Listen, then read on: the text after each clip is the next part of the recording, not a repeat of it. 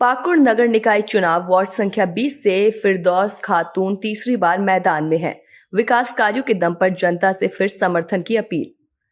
पाकुड़ में नगर निकाय चुनाव को लेकर राजनीतिक सरगर्मियां तेज हो गई हैं।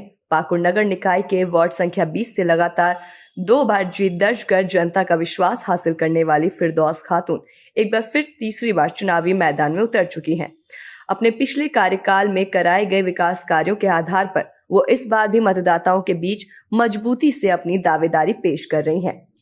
वार्ड संख्या 20 में उनके कार्यकाल की चर्चा करें तो बुनियादी सुविधाओं के विस्तार पर विशेष ध्यान दिया गया। मोहल्ले की कई गलियों में नई सड़कों का निर्माण कराया गया, जिससे स्थानीय लोगों को आवागमन में काफी सहूलियत मिली।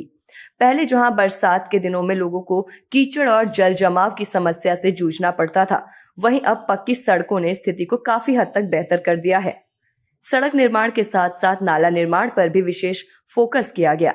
सड़क किनारे पक्के नालों का निर्माण कर गंदे पानी की निकासी की समुचित व्यवस्था की गई है, जिससे मोहल्लों में जल जमाव की समस्या में कमी आई है और साफ सफाई की स्थिति में सुधार हुआ है।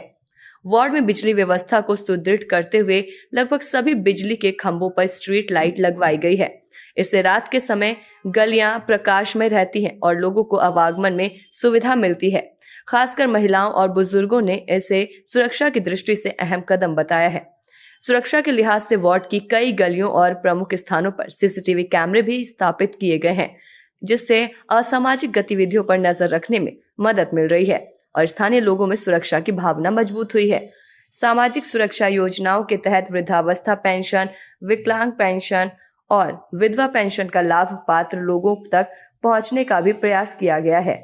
वार्ड के अधिकांश पात्र लाभुकों को इन योजनाओं से जोड़ने का कार्य किया गया, जिससे जरूरतमंद परिवारों को आर्थिक संबल मिला। फिरदौस खातून का कहना है कि उनका उद्देश्य केवल चुनाव जीतना नहीं, बल्कि वार्ड को हर दृष्टि से विकसित और सुरक्षित बनाना है।